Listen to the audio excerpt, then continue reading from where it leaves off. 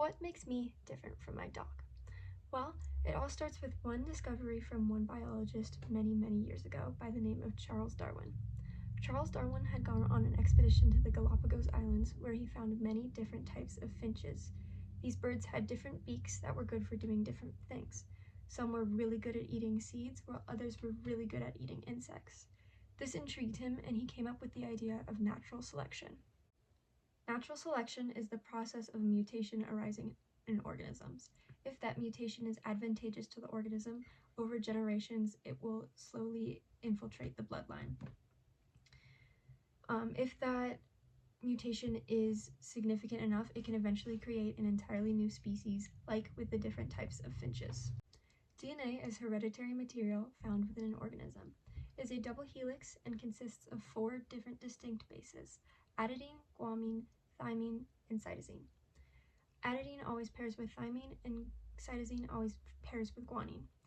These can be read together in what we call a sequence, and a sequence is the key to our DNA.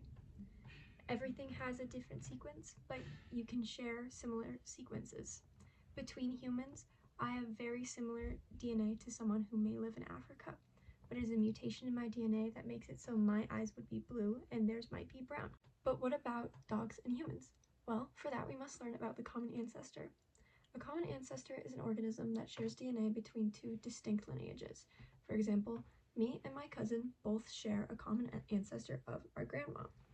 In a more evolutionary scale, a wolf is the common ancestor of a German Shepherd and a Husky. The way we chart these common ancestors is by using a phylogenetic tree.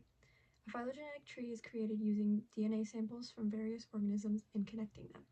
In this graph right here, you can see that descendants A, B, C, and D all share one common ancestor. When a lineage splits, it is called a specialization event. There were 3 distinct specialization events that happened to create 4 distinct species. Using these phylogenetic trees and DNA evidence, scientists have been able to find that humans' closest living relative is the chimpanzee, sharing about 98% of our DNA. As for humans and dogs, it has been determined that we share about 84% of our DNA, being as we split a long, long time ago.